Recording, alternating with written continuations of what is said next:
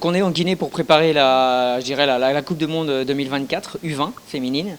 On avait décidé de faire un parcours en Afrique et puis pour rencontrer les futures nations durant les éliminatoires dans le dernier trimestre 2023.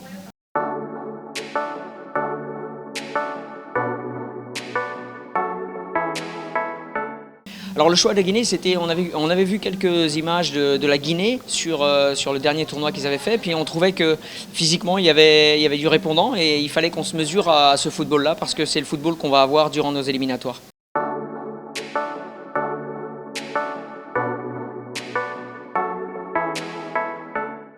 Mais écoutez, aujourd'hui, ça s'est plutôt bien passé. Sur le plan comptable, on a gagné 3-0. Après, il y a beaucoup de choses à redire, puisqu'on est pour l'instant sur des réglages. Et puis, on va dire qu'on on s'en sort plutôt bien, puisqu'on a délié le match sur une deuxième période.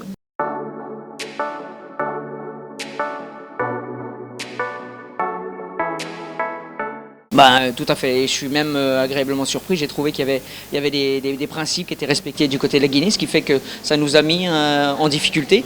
Et quand on est mis en difficulté, c'est là où on apprend. Donc c'était plutôt sympathique et agréable de jouer ce match-là. Et on a tiré des enseignements.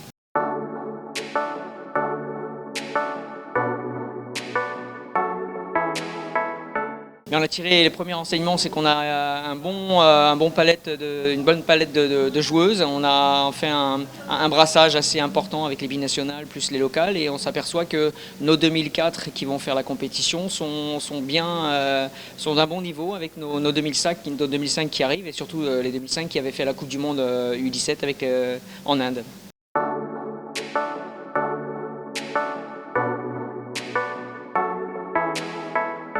C'est ça, on a un match dimanche contre la Guinée, un match retour dans les mêmes états d'esprit avec la volonté d'aller de l'avant et la volonté de découvrir encore ce qu'on peut travailler.